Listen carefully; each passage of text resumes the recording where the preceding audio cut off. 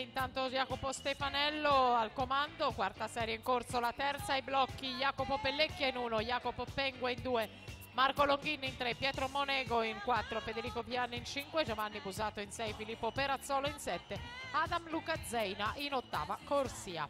Stefanello ancora davanti per la vittoria, vediamo il crono. 1:10:86 per il portacolori del Centro Nuoto Stra.